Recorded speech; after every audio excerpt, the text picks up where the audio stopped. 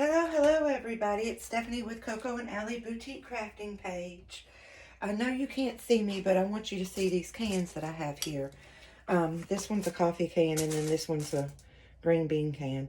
And I'm going to show y'all a rusting technique that you can use if you want, to rust your, like, tin cans and stuff like that. Anything metal. So, in this bottle, I have mixed hydrogen peroxide with a splash of vinegar. And then I'm just going to spray the pans down with it, with my vinegar and peroxide mixture.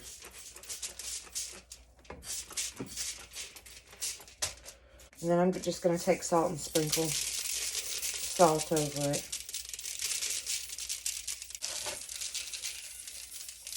And I'm going to continue, like, probably every 30 minutes or so. I'll come back and spray it with more of my peroxide and vinegar mixture until it gets rusted to the point that I like it.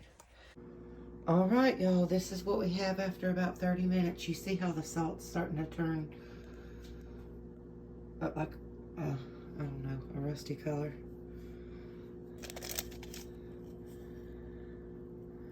You see? It's not doing as well on the coffee can. But I do have some discolored ones. And you can see how it's doing. I'm going to spray them down again now. So this will be the second spray. And then I'll come back in about 30 minutes and do it again. So I'm just going to spray them just the same way I did before. Just over the whole thing. Alright, y'all, we're starting to get somewhere.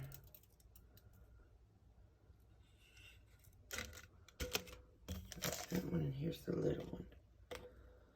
That little guy. I'm going to spray them down again for the third time. And we'll see what they look like in a little bit.